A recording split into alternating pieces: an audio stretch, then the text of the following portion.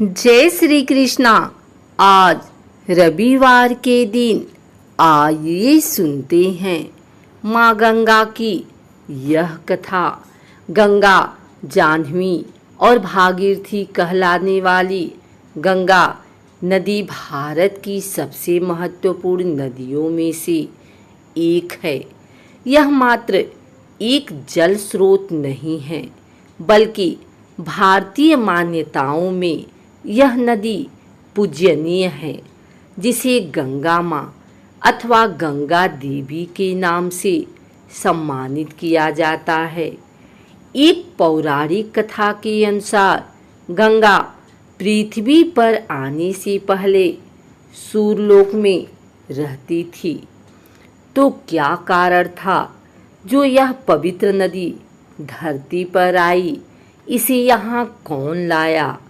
गंगा नदी के पृथ्वी लोक में आने के पीछे कई सारी लोक कथाएं प्रचलित हैं, लेकिन इस सबसे अहम एवं रोचक कथा है पुराणों में।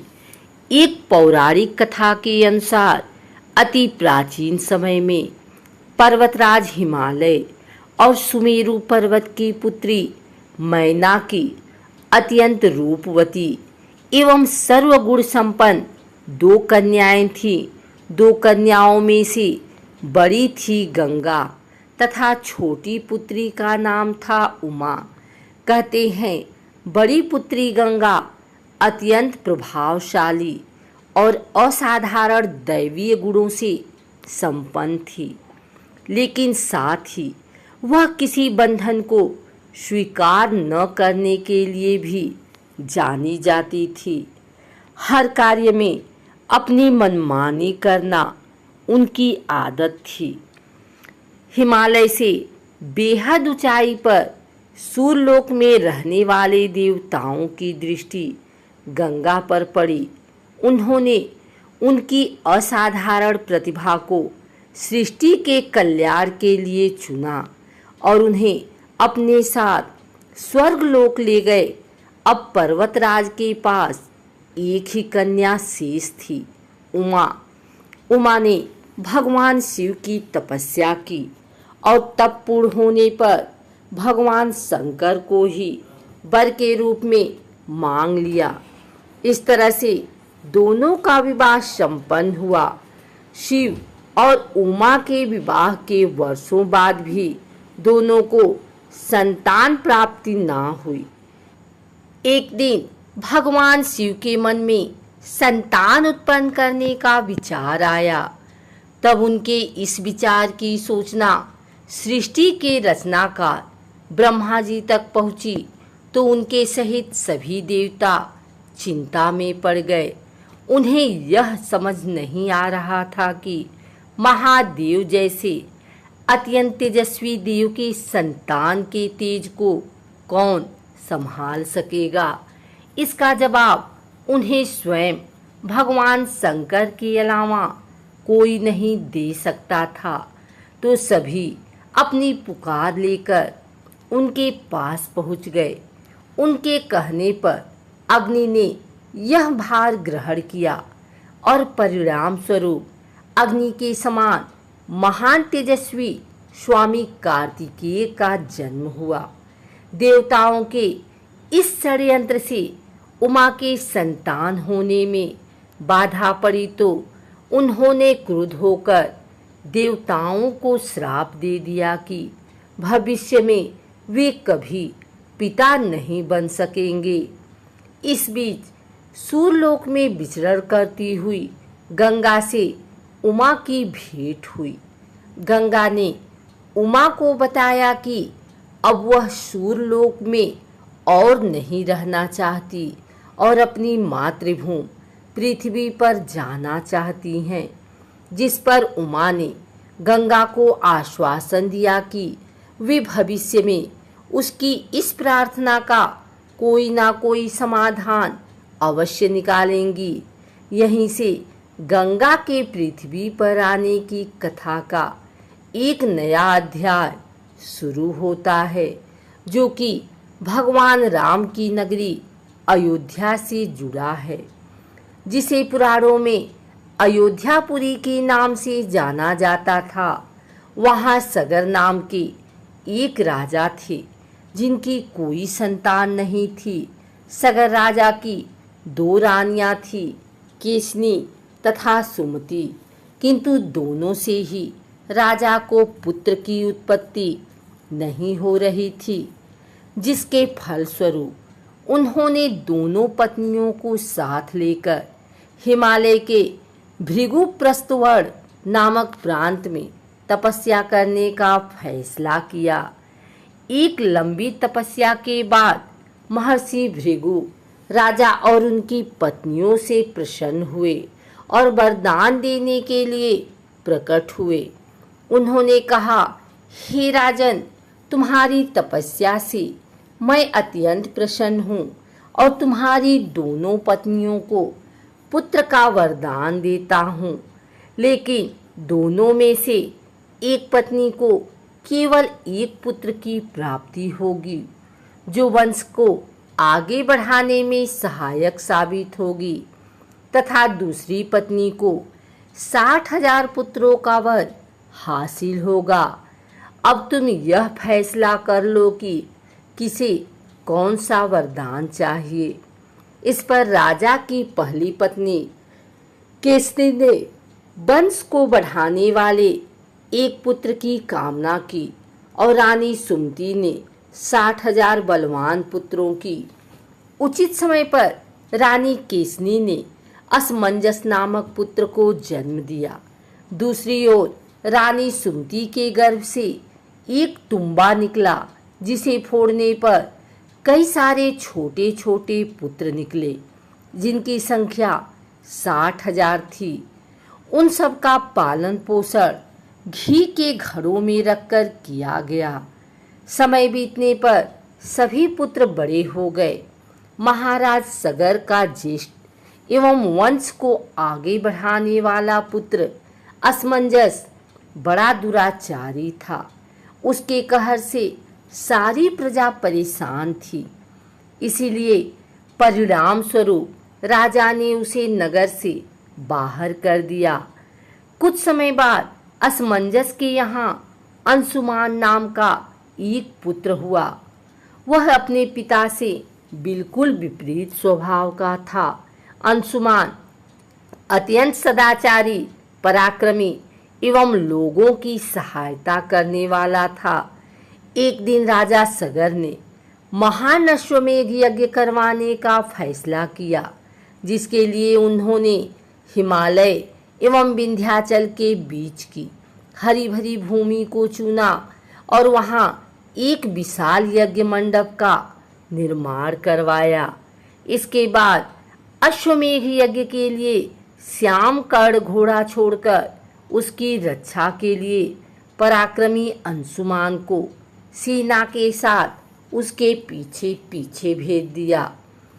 यज्ञ सफलतापूर्वक बढ़ रहा था, जिसे देख इंद्रदेव काफी भयभीत हो गए। तभी उन्होंने एक राक्षस का रूप धारण किया और हिमालय पर पहुंचकर राजा सगर के उस घोड़े को चुरा लिया। घोड़े की चोरी की सूचना पाते ही राजा सगर के होश उड़ गए। उन्होंने शीघ्र ही अपने 60,000 पुत्रों को आदेश दिया कि घोड़ा चुराने वाले को किसी भी अवस्था में जीवित या मृत पकड़कर लेकर आओ। आदेश सुनते ही सभी पुत्र खोजबीन में लग गए। जब पूरी पृथ्वी खोजने पर भी घोड़ा नहीं मिला तो उन्होंने पृथ्वी को खोदना शुरू कर दिया, यह सोचकर कि शायद पाताल लोक में उन्हें घोड़ा मिल जाए। अब पाताल में घोड़े को खोजते खोजते वे सनातन वसुदेव कपिल के आश्रम में पहुंच गए। वहां उन्होंने देखा कि कपिल मुनि आंखें बंद किए बैठे हैं और ठीक उनके पास यज्ञ का वह घोड़ा बंधा हुआ है, जिसे वह लंबे समय से खोज रहे थे। इस पर सभी मंदबुद्धि पुत्र क्रोध में कपिल मुनि को घोड़े का चोर समझकर उन्हें अपशब्द कहने लगे। उनके इस कुकृत्यों से कपिल मुनि की समाधि भंग हो गई। आंखें खुलते ही उन्होंने क्रोध में सभी राजकुमारों को अपने तेज से भस्म कर दिया, लेकिन इसकी सूचना राजा सगर को नहीं थी। जब लंबा समय बीत गया तो राजा फिर से चिंतित हो गए। अब उन्होंने अपने तेजस्वी पौत्र अंशुमान को अपने पुत्रों तथा घोड़े का पता लगाने के लिए आदेश दिया। आज्ञा का पालन करते हुए अंशुमान उस रास्ते पर निकल पड़ा जो रास्ता उसके चाचाओं ने बनाया था। मार्ग में उसे जो भी पूजनीय ऋषि मुनि मिलते वह उनका सम्मान पूर्वक आदर सत्कार करता। खोजते खोजते वह कपिल आश्रम के पास पहुंचा। वहां का दृश्य देख वह बेहद आश्चर्यचकित हुआ। उसने देखा कि भूमि पर उसके 60,000 चाचाओं के भस्म हुए शरीरों की राख पड़ी थी और पास ही यज्ञ का घोड़ा चल रहा था। यह देख वह निराश हो गया। अब उसने राख को विधि पूर्वक प्रवाह करने के लिए जलाशय खोजने की कोशिश की, लेकिन उसे कुछ न मिला। तभी उसकी नज़र अपने चाचाओं के मामा गरुड़ पर पड़ी। उसने गरुड़ से सहायता मांगी तो उन्होंने उसे बताया कि किस प्रकार से कपिल मुनि द्वारा उसके चाचाओं को भस्म किया गया है। वह आगे बोले कि उसके चाचाओं की मृत्यु कोई साधारण नहीं थी, इसीलिए उनका तर्पण करने के लिए कोई भी साधारण सरोवर या जलाशय काफी नहीं होगा। इसके लिए तो केवल हिमालय की ज्येष्ठ पुत्री गंगा के जल से ही तर्पण करना सही माना जाएगा। गरुड़ द्वारा राय मिलने पर अंशुमान घोड़े को लेकर वापस अयोध्या पहुंचा और राजा सगर को सारा वाक्य बताया। राजा काफी दुखी हुए, लेकिन अपने पुत्रों का उद्धार करने के लिए उन्होंने गंगा को पृथ्वी पर लाने का फैसला किया। लेकिन यह सब होगा कैसे, उन्हें समझ में नहीं आया। कुछ समय पश्चात महाराज सगर का देहांत हो गया, जिसके बाद अंशुमान को राजगद्दी पर बैठाया गया। आगे चलकर अंशुमान को दिलीप नामक पुत्र की प्राप्ति हुई। उसके बड़े होने पर अंशुमान ने उसे राज्य सौंप दिया और स्वयं हिमालय की गोद में जाकर गंगा को प्रसन्न करने के लिए तपस्या करने लगे। उनके लगातार परिश्रम के बाद भी उसे सफलता हासिल ना हुई और कुछ समय बाद अंशुमान का देहांत हो गया। अंशुमान की तरह ही उसके पुत्र दिलीप ने भी राज्य अपने पुत्र भगीरथ को सौंपकर गंगा को पृथ्वी पर लाने के लिए तपस्या शुरू कर दी, लेकिन उन्हें भी कोई फल हासिल न हुआ। दिलीप के बाद भगीरथ ने भी गंगा तपस्या का फैसला किया, लेकिन उनकी कोई संतान ना होने के कारण उन्होंने राज्य का भार मंत्रियों को सौंपकर हिमालय जाने का फैसला किया। उनकी कठोर तपस्या से आखिरकार भगवान ब्रह्मा प्रसन्न होकर उनके सामने प्रकट हुए और मनोवांछित फल मांगने के लिए कहा। भगीरथ ने ब्रह्मा जी से कहा, हे प्रभु, मैं आपके दर्शन से अत्यंत प्रसन्न हूँ। कृपया आप मुझे सगर के पुत्रों का उद्धार करने के लिए गंगा का जल प्रदान कर दीजिए तथा साथ ही मुझे एक संतान भी दें, ताकि इक्ष्वाकु वंश नष्ट न हो। भगीरथ की प्रार्थना सुन ब्रह्मा जी मुस्कुराए और बोले, हे वत्स, मेरे आशीर्वाद से जल्द ही तुम्हारे यहाँ एक पुत्र होगा, किंतु तुम्हारी पहली मांग गंगा का जल लेना है। यह मेरे लिए कठिन कार्य है, क्योंकि जब गंगा जी वेग के साथ पृथ्वी पर अवतरित होंगी तो उनके वेग को पृथ्वी संभाल नहीं सकेगी। ब्रह्मा जी आगे बोले, यदि गंगा के वेग को संभालने की किसी में क्षमता है तो वह है केवल महादेव जी। इसलिए तुम्हें पहले भगवान शिव को प्रसन्न करना होगा। यह बोल ब्रह्मा जी वापस ब्रह्मलोक की ओर प्रस्थान कर गए। उनके जाते ही अगले 1 वर्ष तक भगीरथ ने पैर के अंगूठे के सहारे खड़े होकर महादेव जी की तपस्या की। इस दौरान उन्होंने वायु के अलावा अन्य किसी भी चीज का ग्रहण नहीं किया।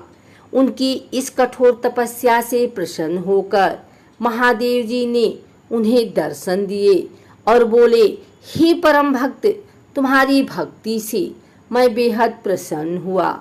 मैं अवश्य तुम्हारी मनोकामना को पूरा करूंगा, जिसके लिए मैं अपने मस्तक पर गंगा जी को धारण करूंगा।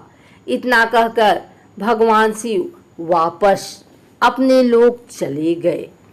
यह सूचना जब गंगा जी तक पहुंची तो वह चिंतित हो गई, क्योंकि वह सूरलोक छोड़ कहीं जाना नहीं चाहती थी।